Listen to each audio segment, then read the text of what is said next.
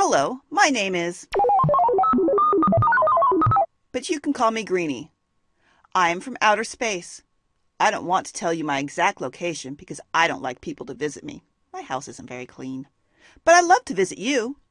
You see signs of my visits nearly every time you stand at a grocery store checkout stand. Now, those headlines about me aren't true. I'm perfectly harmless. Some people don't think I even exist. Other people don't think there's any extraterrestrial life anywhere in your solar system, much less the universe.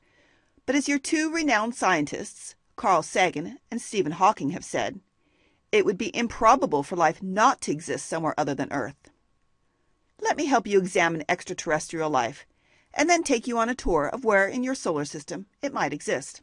To know if life exists anywhere in the universe other than Earth, you need to decide what life is. Is life an intelligent thinking being? Or is it just something that can reproduce, adapt to its environment, and metabolize things? If you think life is just the latter, then it is much more likely you will find life elsewhere in the solar system. It is thought that bacteria exist elsewhere in your very own solar system. Once you decide what life is, you need to decide what something needs to live. Most scientists agree that life needs liquid water to survive.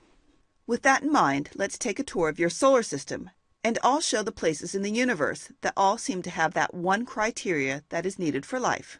First stop, Mars. Scientists believe that as recently as 3.6 billion years ago, when life began on Earth, there was liquid water on Mars.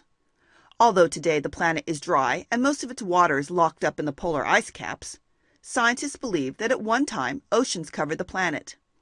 During that time, the planet could have evolved life. Any life on Mars today is probably under the surface in a hidden water source. Let's leave Mars and fly to the moons orbiting Jupiter. This is Europa, the sixth closest moon to Jupiter. Europa has a layer of ice covering it. Scientists believe there is liquid water under the ice and that life may exist there, just like the life found in the deep oceans of Earth. Callisto is another moon of Jupiter. Callisto's atmosphere is made of carbon dioxide and probably oxygen. Callisto may have water 100 kilometers under its surface, where life may exist. This is less likely, though, than the possibility of life on nearby Europa. This moon of Jupiter is larger than the planet Mercury. Ganymede is made of rock and ice and has a thin atmosphere of oxygen and hydrogen. There is possibly a saltwater ocean 200 kilometers under the surface. If this ocean exists, then Ganymede could support life. Because the water is so far below the surface, however, it isn't likely. Ganymede, a moon of Jupiter that possibly has a saltwater ocean 200 kilometers under the surface.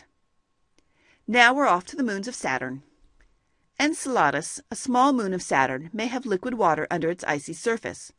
It also has snow on its surface, produced by the cryovolcanoes at its poles. The water near the surface of Enceladus encourages scientists to think this may be one of the most likely places for extraterrestrial life in your solar system. Enceladus, a small moon of Saturn that may have liquid water under its icy surface. Titan, the largest moon of Saturn, is similar to Earth. It has a dense atmosphere of nitrogen that allows it to keep liquid water on its surface, and surface features similar to Earth. Scientists even compare its methane cycle with Earth's water cycle. The surface liquid, along with the nitrogen atmosphere, suggests that this is a likely place for extraterrestrial life. Titan, the largest moon of Saturn, it has liquid water on its surface. Most scientists believe that the one thing necessary to support life is liquid water. Liquid water is found many other places in your solar system, including Mars, the moons of Jupiter, Europa, Callisto, and Ganymede, and Saturn's moons, Titan and Enceladus. Well, I've had fun showing you the possibilities for life in your solar system. I hope to see you the next time I visit Earth. Bye!